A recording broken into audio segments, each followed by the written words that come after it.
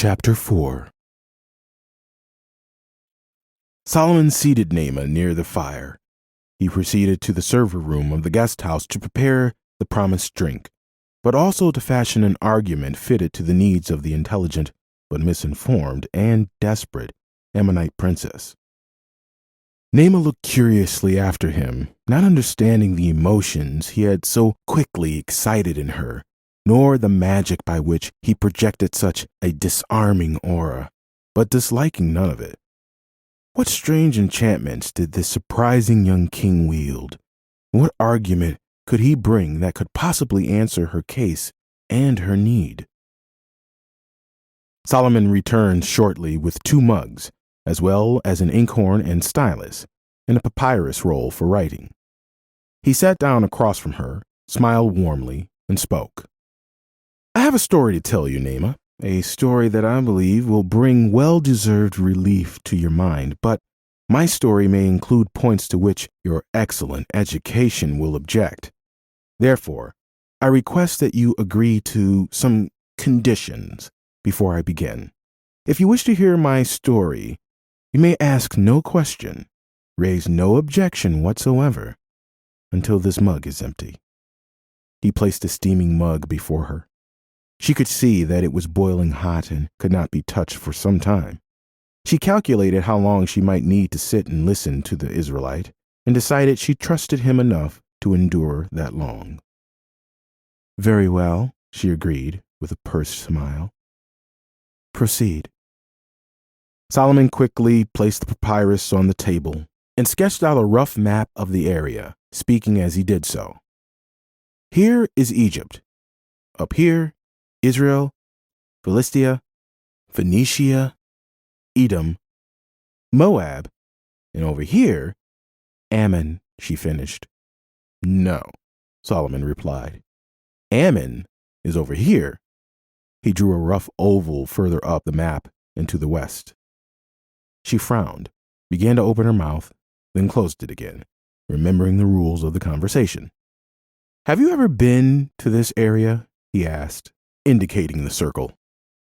"Yes, my family has visited there often." "What language do they speak?" Her brow knit thoughtfully as she searched for his meaning. "An Ammonite dialect. Why?" "You have traveled there often, you said. Why?" "My family has relatives in that area." Solomon replied. "You have relations in this area up here? Right over here." He pointed to the map again, tapping the spot with the stylus. "How and when did they get there?" She stared at his map, shaking her head. "You see, Naamah, the land of Ammon was originally farther north. That is why you still have relations there. The land where you live now was Amorite land, going far back into antiquity. The Amorites were conquered, and when they were, some of your people relocated to where you now live. Do you know who conquered the Amorites?" She shook her head again.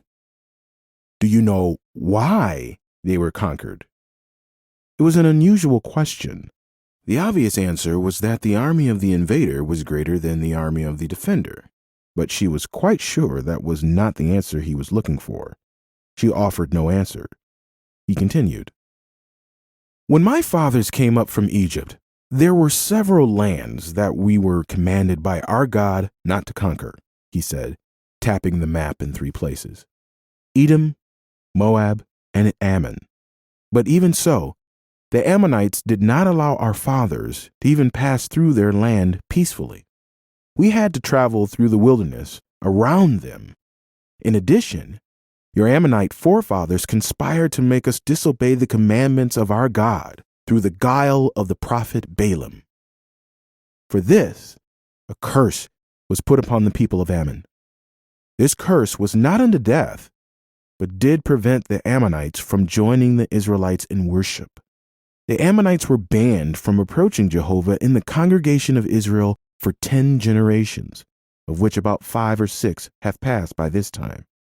It may be that in our lifetimes, the first children will be born beyond that curse.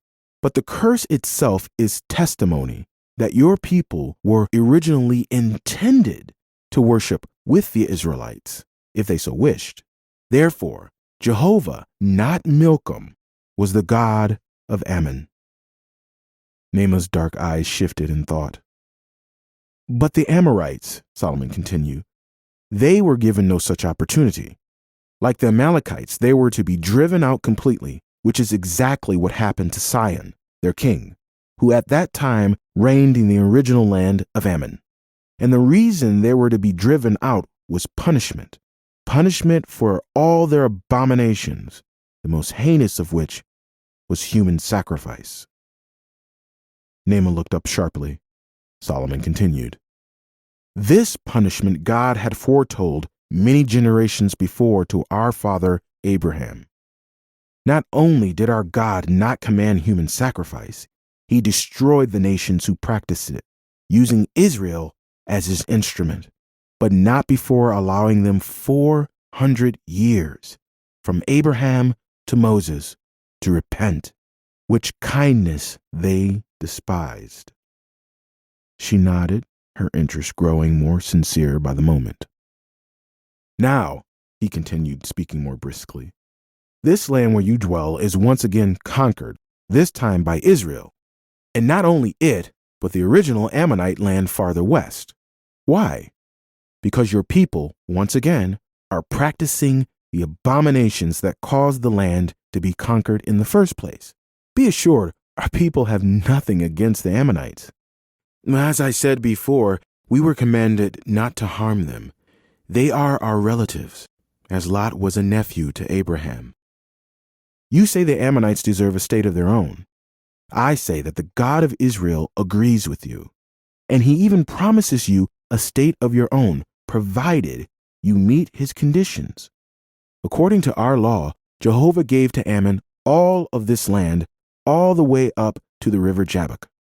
Your nation can enjoy an inheritance just as Israel, but only if these cruel acts of heathen worship cease. Did your teachers ever tell you that Jehovah promises an allotment of land to your people, just as he promised an allotment of land to Israel? And if his promises have been realized by Israel, they can be realized by Ammon, for their source is the same. Solomon paused, letting the point sink in. Naaman remained quiet in the still tenseness of deep thought. Solomon continued. So how did your people come to be scattered as they are? After our fathers drove out the Amorites, they did not settle in the land, but moved on to fight other battles.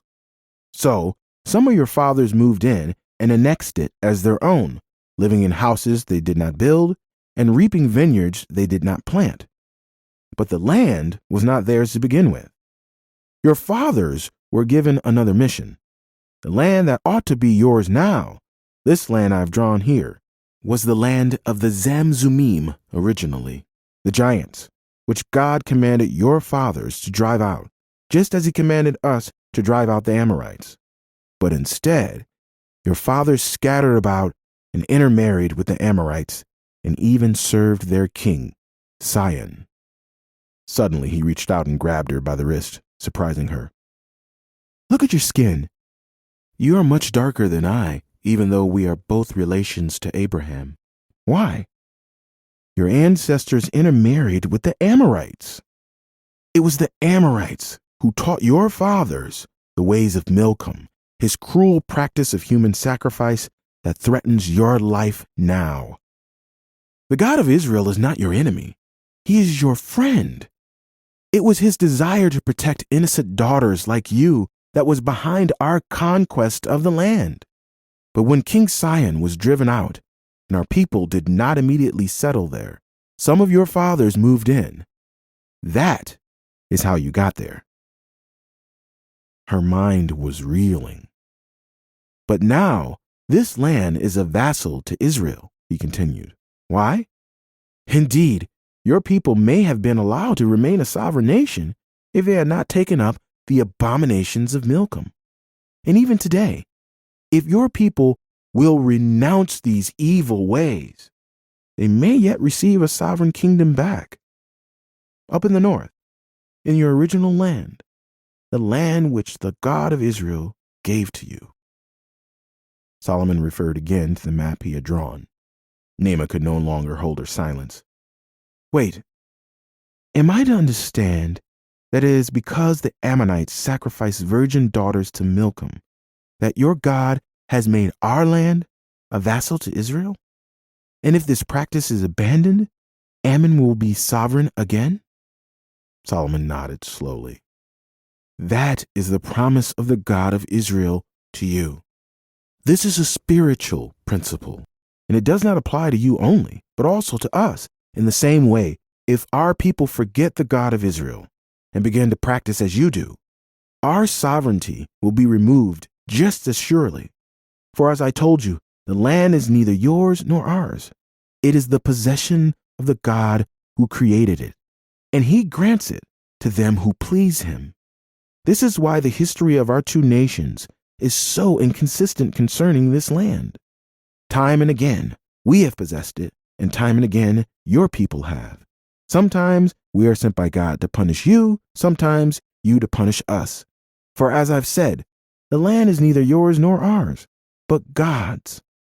Research the history. You will find that in each and every battle, the nation that won was the nation that was obeying the commandments of our God. Would this be a coincidence? He asked, still firmly holding her wrist. Naamah stared into his eyes spellbound. Though his version was completely different from the history she had been taught, she recognized instantly the internal logic of it and the fact that it explained so many things, including the existence of an Ammonite-speaking community in the northern region and her dark skin. Solomon released her hand finally and leaned back to deliver the conclusion. Now, as far as Jephthah is concerned, it is true that his daughter was killed, not sacrificed, but killed, and that for a foolish vow. He had vowed before God that if he was victorious in battle, whatever came to meet him when he returned, he would offer to God. To his horror, it was his daughter, his only daughter, who came forth that fateful day with timbrels and dancing. It was a terrible thing. Terrible. A blight on the record of a great man in our history. You see, vows made to the God of Israel can never be broken, no matter how foolish. That is why a person ought never to utter anything hastily before God. The lesson is this: God is in heaven and you are on earth.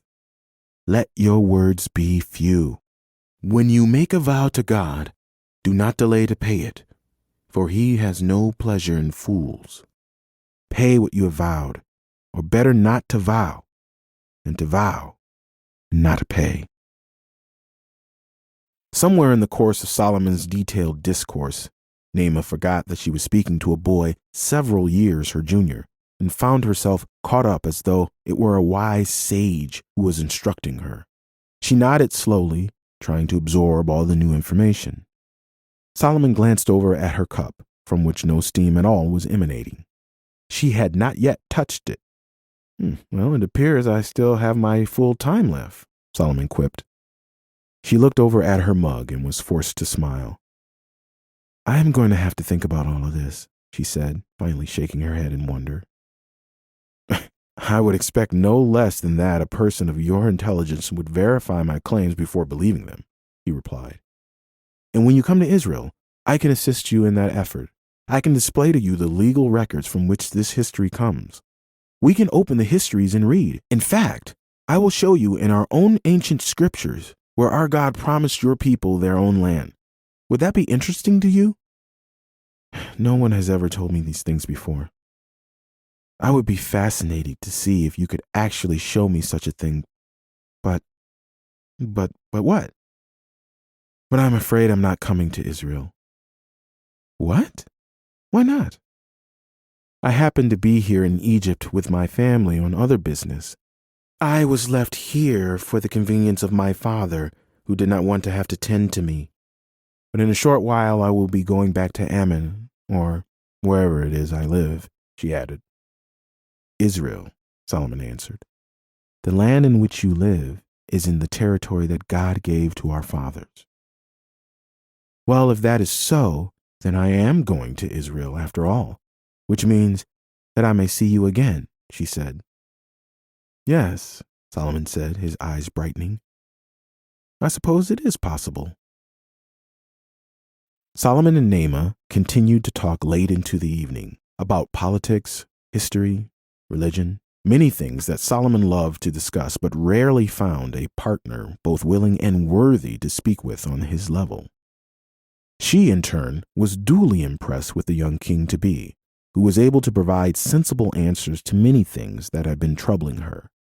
Having quickly made headway on the difficult subject of the feud between their two nations, they found themselves getting along quite splendidly. For the remainder of their time in Egypt, Naamah and Solomon remained in close proximity to each other. Solomon found each conversation with her as interesting as the first. She proved that the depth he had perceived in her in their first encounter was genuine. Her attention afforded him a measure of relief from the embarrassing behavior of Hava, something for which he was grateful.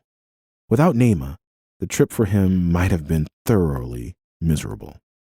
He became accustomed to Naamah's graceful, cat-like presence, dark, often motionless, intelligent, never far away. She was comforting even in silence, like a living, breathing piece of artwork, which blended naturally into the environment around it, adding a calming effect by its simple presence. She was everything that Hava was not. It occurred to Solomon that Naamah would make a formidable ally in any situation. When it was time to leave Egypt, Solomon had truly found a friend in this unusual Ammonitess, though a respectful friendship was the full extent of their relationship. Solomon wondered if the same could be said of Hava and her Egyptian prince. It was with a tinge of melancholy that Solomon left the guest house on the final day of the exchange, wondering if he would ever see Naamah again. He looked for her as preparations for departure were being made that morning, but she was nowhere to be seen. As Solomon waited to board his ship, Naamah emerged from the crowd and glided stealthily up from behind, pressing close to get a message right into his ear above the noise of the crowd and the growing sea wind. "Please remember me when you come into your kingdom," she whispered. "I could be a much better wife to you than she, for though she is an Israelite, she is not your equal, but a mere child. But I understand your mind. You know that I do. Yet if you choose to forget me, you know what my fate will be." Solomon blinked but did not turn. In a short time, he would be back in his own land, where any friendship with an Ammonitess was highly unlikely to occur and, if it did occur, would most certainly not be received favorably. The past 2 weeks had had a dreamlike quality. Different place, different rules. He must not believe that he could import them to Israel. The trip was over. He knew that the needs of his coming office might force him to forget her. If that was what was required, that was what he would strive to do. But at the moment, he was not sure it would be possible. At Solomon's tender age, Naamah had, by her mature manner and womanly physique, come to represent his first blush of natural attraction to a woman. Just as Naamah was beginning to pull away, Solomon turned his head and spoke. "It is better to not vow than to vow and not pay." She froze. It was not a yes, but it was not a no either. Quickly, she left his presence, afraid to see him go, afraid of what emotions her face might reveal, and above all, afraid of what her future held. Solomon was afraid for her also.